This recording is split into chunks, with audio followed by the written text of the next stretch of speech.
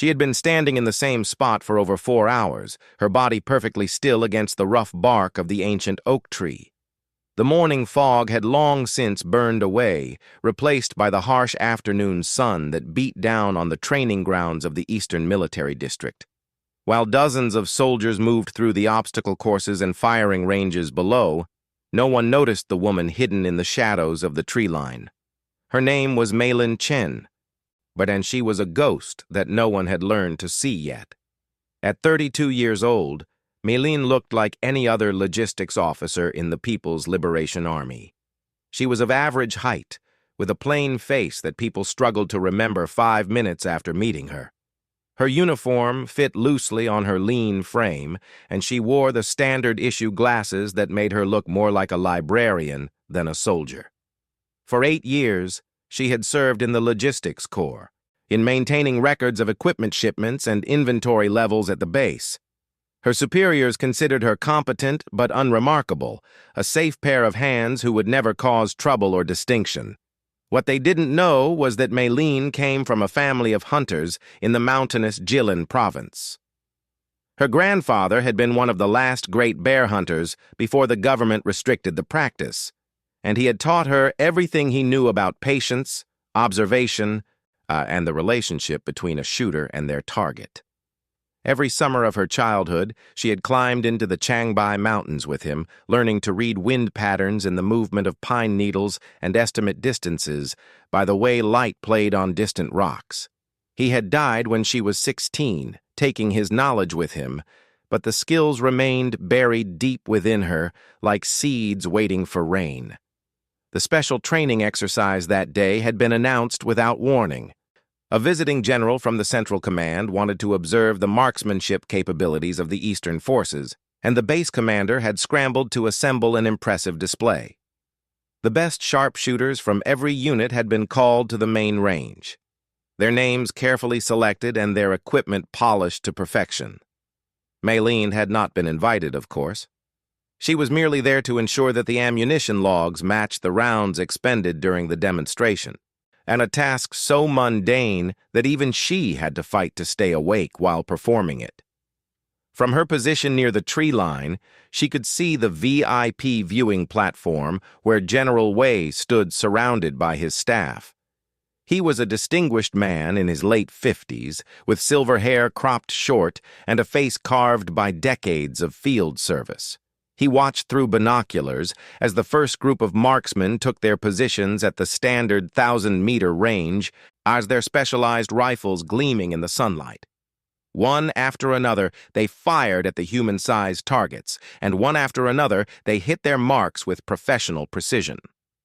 The general nodded approvingly, though his eyes suggested he had seen this performance many times before. "Impressive shooting," commented the base commander, a colonel who had been polishing his shoes 3 times a day since learning of the general's visit. "These are our finest.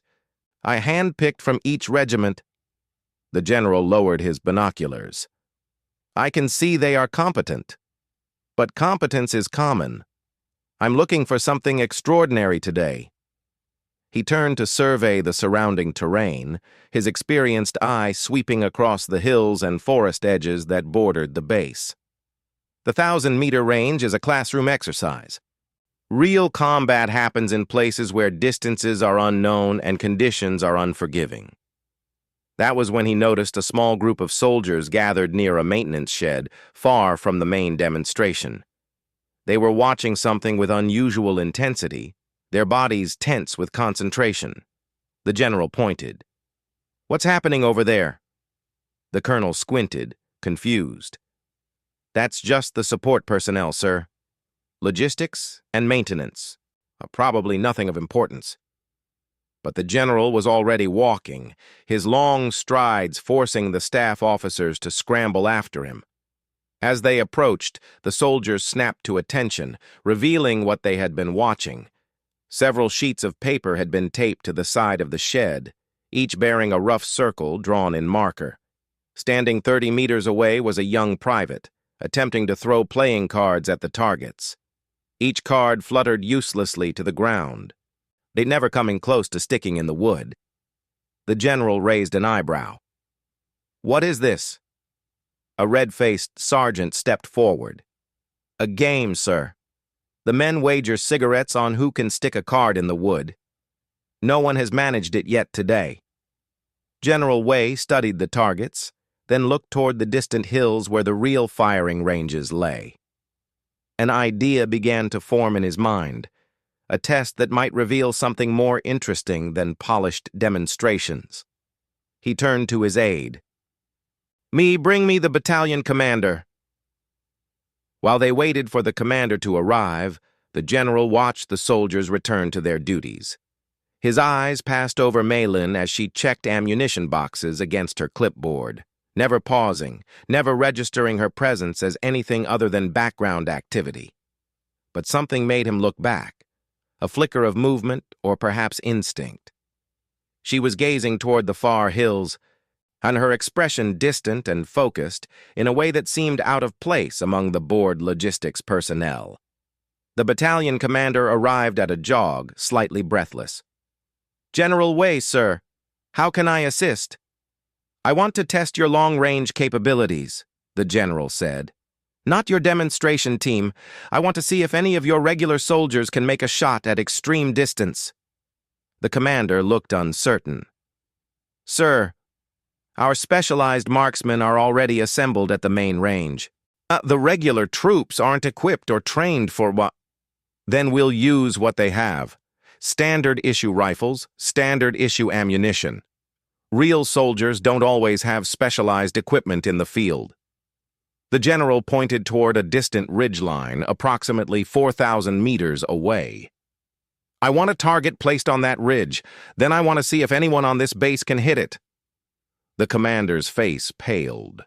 4,000 meters was beyond the effective range of any standard infantry weapon in their inventory. Even specialized sniper rifles would struggle at that distance, requiring perfect conditions and exceptional skill. But an order was an order, and within the hour, a team had driven out to place a large target board on the ridge, visible only as a tiny speck through high-powered optics. Word spread through the base like wildfire, and soldiers abandoned their posts to gather near the observation area, ignoring the shouts of angry sergeants. The demonstration shooters abandoned their 1,000-meter range to see what madness was unfolding. By the time the target was in place, several hundred people had assembled, their voices buzzing with speculation and disbelief. General Wei addressed the crowd without amplification, his voice carrying through force of will. "I want volunteers. Anyone who believes they can hit that target with their standard rifle. You will have 10 attempts. If anyone succeeds, they will be recognized accordingly." The first volunteer stepped forward within seconds, a confident young man from the infantry who had won several base marksmanship competitions. He carried his Type 88 sniper rifle, the standard issue for designated marksmen, and adjusted his scope with practiced ease as he lay prone on the firing position. And the crowd fell silent as he took aim, held his breath, and fired. The shot echoed across the valley. Through spotting scopes, observers watched a puff of dust appear hundreds of meters short of the target. The young man frowned, adjusted his aim upward, and fired again. Another miss. He fired 7 more times, each shot landing progressively closer but still thousands of meters short of the 4,000-meter target. On his 10th and final attempt, his rifle clicked empty. He stood slowly. I shook his head and walked away without meeting anyone's eyes. More volunteers came forward. A veteran sergeant with 15 years of experience tried next, his face grim with determination. He had served in peacekeeping missions and knew what real combat required, but the physics of the shot defeated him. His bullets arced beautifully through the air, tracing parabolas that would have been impressive at half the distance, but the target remained untouched. Yet a young woman from the Signals Corps surprised everyone by volunteering, though she missed by an even wider margin than the men. A scout from the reconnaissance unit tried with a specially modified rifle he had built himself, but even his custom equipment couldn't bridge the impossible gap. One after another, they stepped forward, aimed, fired, and failed. Some missed by hundreds of meters, some by thousands, but all missed. The general watched each attempt with the same patient expression. But his staff officers began to shift uncomfortably. The demonstration was becoming embarrassing, proof that their vaunted Eastern forces couldn't hit a target at extreme range. The base commander sweated through his uniform, mentally reviewing the punishment he would inflict on whoever had allowed this situation to develop. After the 10th shooter packed up his equipment in defeat, the general turned to survey the crowd. "Is there a sniper here?" he asked, and his voice carrying across the silent assembly. "Is there anyone on this base who can make this shot?" The question hung in the air, unanswered. Soldiers looked at their feet or studied the sky, anywhere but at the general's face. The silence stretched uncomfortably, broken only by the wind whispering across the range. Then, impossibly, a quiet voice spoke from somewhere in the crowd. "I would like to try, sir." Every head turned toward the sound. The crowd parted like water, revealing Mei Lin Chen standing with her clipboard clutched against her chest, her plain face slightly flushed beneath the stares of hundreds of soldiers. For a moment, no one moved, frozen by the sheer incongruity of her presence. A logistics officer, a paper pusher, stepping forward to attempt what the best shooters in the base had failed to achieve. The base commander found his voice first. "Corporal Chen, this is not appropriate. Return to your duties immediately." But General Wei held up a hand, his eyes fixed on Mei Lin with an intensity that made her want to shrink back into the crowd. "What is your name, soldier?" "Corporal Mei Lin Chen, sir. Logistics Corps."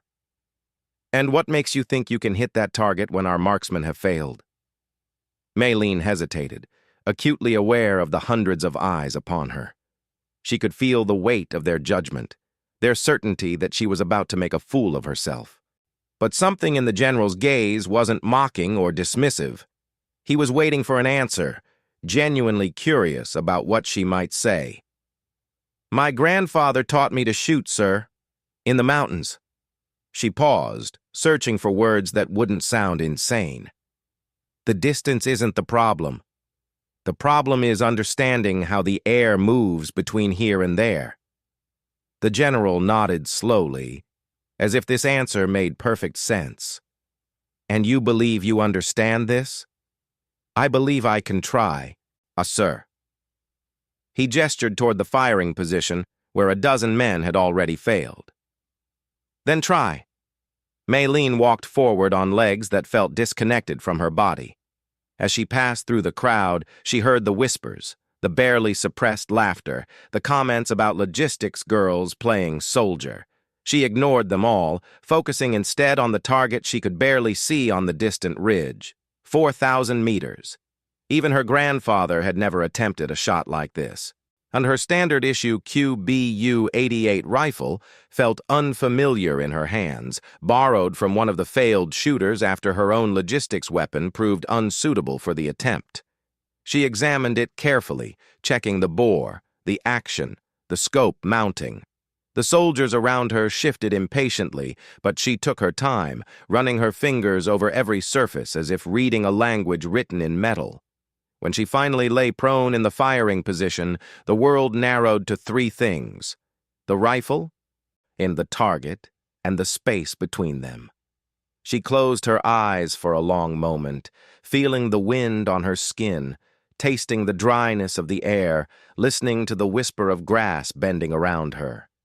In her mind, she saw the bullet's journey, not as a straight line but as an arc through invisible currents, pushed and pulled by forces no one else had considered.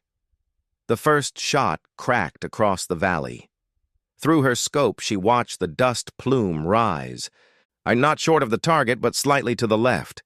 She made a minute adjustment, barely a hair's width on the scope, and fired again. This time, the dust appeared to the right, closer but still off. 3 more shots followed in rapid succession, each one landing progressively closer to the target board. The crowd, which had been restless and dismissive, began to quiet. Even the failed shooters leaned forward. now their professional eyes recognizing something unusual in the placement of those distant impacts. On the sixth shot, the bullet struck the target's edge, sending splinters flying. A collective gasp rose from the observers. She was hitting at 4,000 meters with a standard rifle, something that shouldn't have been possible. Maylene didn't celebrate. She lay motionless, calculating, feeling the subtle changes in wind and light.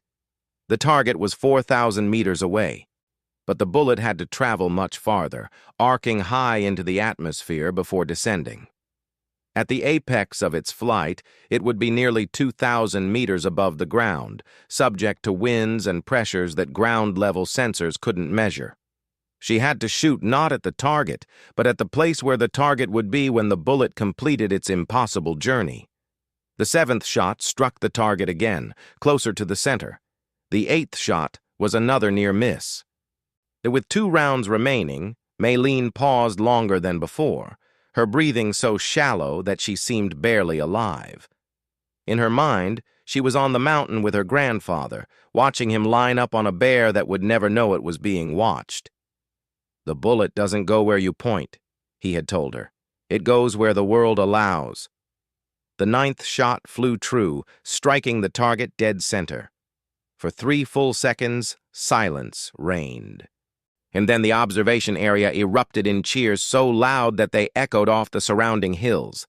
Soldiers who had mocked her now shouted themselves hoarse, jumping and embracing each other as if they had made the shot themselves. The failed shooters surrounded her, trying to lift her onto their shoulders, asking questions that tumbled over each other in their rush to be spoken.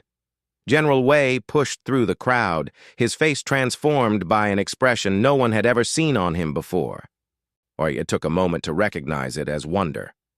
He stopped before Maylene, who still lay on the ground, her body trembling with the aftermath of concentration, so intense that it had drained her of all strength. "Corporal Chen," he said softly, so that only she could hear. "Where did you learn to shoot like that?" She thought of her grandfather, of cold mornings in the mountains, of a lifetime of being overlooked and underestimated. "I learned from someone who believed that patience was more important than power, sir. He taught me that the target isn't the enemy. The distance is just something to understand." The general helped her to her feet, his grip surprisingly gentle for a man of his reputation. "You've been hiding in logistics for 8 years?" "No one asked, sir, and I had work to do." He laughed then, a genuine laugh that made his staff officers exchange glances of disbelief. "Corporal Chen, you're about to have a great deal less time for paperwork. I have a feeling your grandfather's lessons are exactly what our military needs right now." As the crowd finally dispersed and the excitement faded into the ordinary rhythms of base life, Maylene stood alone at the firing position, looking toward the distant ridge where a single hole marked the center of the target.